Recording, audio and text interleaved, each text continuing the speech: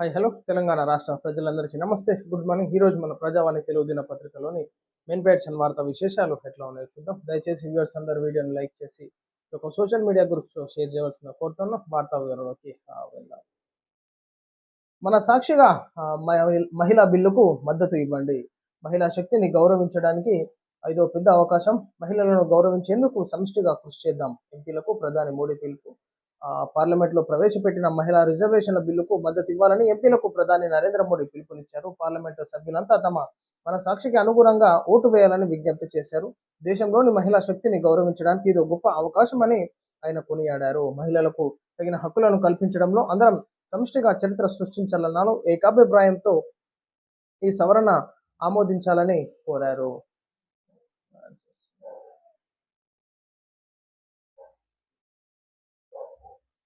దేశ ప్రజాస్వామ్యాన్ని బలోపేతం చేయాలని ఎక్స్ వేదికగా ప్రధాని కోరారు. నేను ఎంపీలందరినీ కోరేది ఒకటే, మీ ఇంట్లోని తల్లిని, సోదరుని, కుమార్తెను, భార్యను గుర్తుంచుకొని మీ మనస్సాక్షిని చెప్పింది వినండి అంటూ ఈనాడు ఇది మనస్సాక్షిగా మహిళా బిల్లుకు మద్దతు ఇవ్వండి అంటూ నరేంద్ర మోడీ గారు కోరడం జరిగింది. సో నిన్న జరిగినటువంటి తీర్పులో వీగిపోయినట్టుగా చూసుకోవచ్చు. సో నరేంద్ర మోడీ గారు మరలా రిక్వెస్ట్ చేయడం కానీ, సో మొత్తానికి మహిళా బిల్లులు సక్సెస్ చేయడానికి నరేంద్ర మోడీ గారు పూనుకున్నారు కాబట్టి, సో ప్రతి ఒక్కరు ఆలోచించాలి. ఈనాడు మహిళలను దృష్టిలో పెట్టుకొని ఒక బిల్లు సక్సెస్ అయ్యే విధంగా చేయాలని చెప్పేసి కూడా నరేంద్ర మోడీ గారు కోరడం జరిగింది. సో మరిగా ఏ విధంగా ముందుకెళ్తుందో కూడా చూడాలి. ఇంకా 2023లోనే ఆమోదించిన బిల్లును అమలు చేయండి, లేదా కొత్తగా మహిళా బిల్లును తీసుకొని రండి.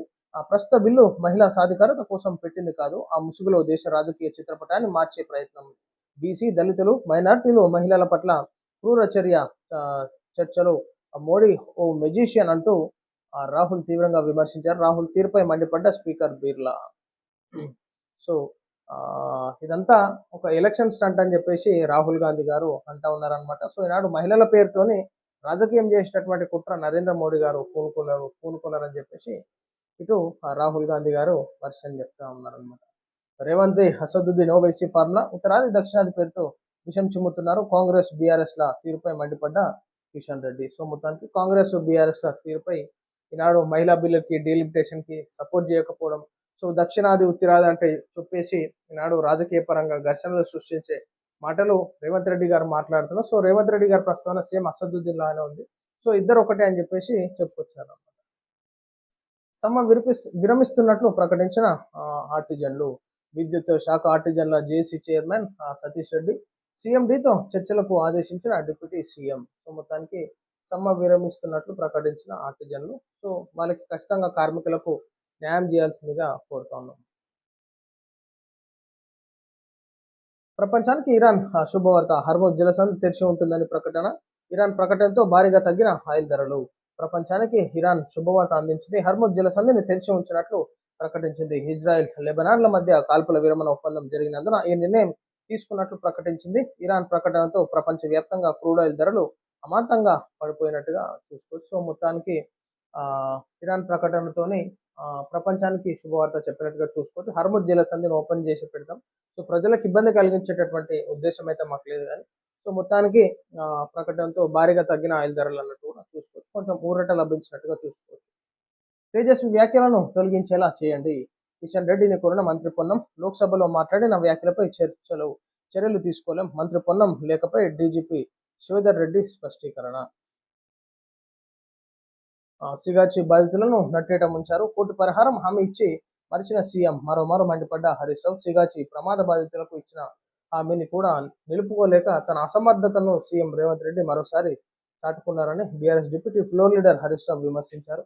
నాడు ₹1,00,00,000 సాయం అంటూ సిగాచి బాధితులను నమ్మబలికి అందులో సగం కూడా వారికి చేర్చని రేవంత్ రెడ్డి నయవంచనలో తనను మించిన వారు లేరని నిరూపించుకున్నారని అన్నారు. సో మొత్తానికి ఆ బాధితులకి కుటుంబ సభ్యులకి ఇస్తా అని చెప్పినటువంటి పరిహారం సగం కూడా ఇవ్వలేదని చెప్పేసి హరీష్ రావు గారు చెప్తున్నారు అన్నమాట. సో ఈనాడు ఖచ్చితంగా ఒక బాధితులను ఆదుకోవాల్సిందిగా కోరుతున్నాం.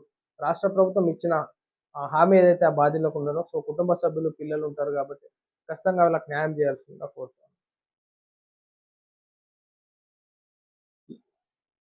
సౌత్ జోన్లో రోడ్డు భద్రతకు పెద్దపీట. బ్లాక్ స్పాట్లపై సంయుక్త పరిశీలన. సో మొత్తానికి యాక్సిడెంట్ జోన్స్ ఎక్కడ ఉన్నాయి, సో యాక్సిడెంట్స్ అయ్యేటటువంటి ప్రమాద సూచిక బోర్డులు కానీ, సో అసలు మెయిన్ రీజన్ స్పీడా, సో ఆ టర్నింగ్స్ కర్వ్స్ ఉంటాయి మూల మలుపుల దగ్గర, సో ఎట్లా చేయాలి యాక్సిడెంట్ నివారించడానికి మొత్తం మీద డ్రైవ్ లైవ్ డ్రైవ్ ఫోకస్ మీద ఆ, కార్యక్రమాలు చేపడుతున్నారన్నమాట. వీగిన మహిళా రిజర్వేషన్ బిల్లు 131వ రాజ్యాంగ సవరణ బిల్లుకు దక్కని ఆమోదం. అనుకూలంగా 278 వ్యతిరేకంగా అనుకూలంగా 278 మంది సపోర్ట్ చేయడం జరిగింది.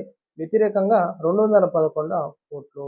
రాజ్యాంగ సవరణకు అవసరమైన మద్దతు కరువు ఐక్యతను చాటుకున్న విపక్ష ఇండి కూటమి ప్రధాని మోడీ పిలుపు నిష్ఫలమైనట్టుగా చూసుకోవచ్చు. సో మొత్తం మీద దాని మీద అయితే ఖచ్చితంగా నరేంద్ర మోడీ గారు ఫోకస్ చేయాల్సినటువంటి అవసరం ఉంది మహిళా రిజర్వేషన్ల కోసం. సో మొత్తానికి ఏ విధంగా వస్తుందో చూడాలి.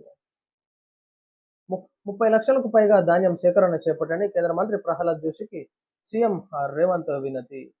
వానాకాలం యాసంగి సీజన్లకు సంబంధించి 30 లక్షల మెట్రిక్ టన్నుల పార్బాయిల్డ్ ధాన్యం సేకరించాలని కేంద్ర మంత్రికి సీఎం రేవంత్ మంత్రి ఉత్తమ్ విజ్ఞప్తి చేశారు. అలాగే యాసంగి పంట 90 లక్షల మెట్రిక్ టన్నుల వస్తుందని కేంద్ర మంత్రి ప్రహ్లాద్ జోషికి సీఎం రేవంత్ వివరించారు. ఈ ధాన్యం మొత్తం కొనుగోలు చేసి తెలంగాణ రైతాంగానికి అండగా నిలవాలని కోరారు. కేంద్ర పౌర సరఫరాల శాఖ మంత్రి ప్రహ్లాద్ జోషితో తెలంగాణ సీఎం రేవంత్ రెడ్డి కోరడం జరిగిందనమాట. సో మొత్తం మీద ధాన్యం కొనాలని చెప్పేసి అటు కేంద్ర మంత్రికి రిక్వెస్ట్ లెటర్ పెట్టడం జరిగింది. సో ఇది ప్రజలారా మనం చూస్తున్నాం ఈరోజు మన ప్రజావాణి తెలుగు దినపత్రికలోని మెయిన్ ఎడిషన్ వార్తా విశేషాలు. అందరికి సెలవు, నమస్తే.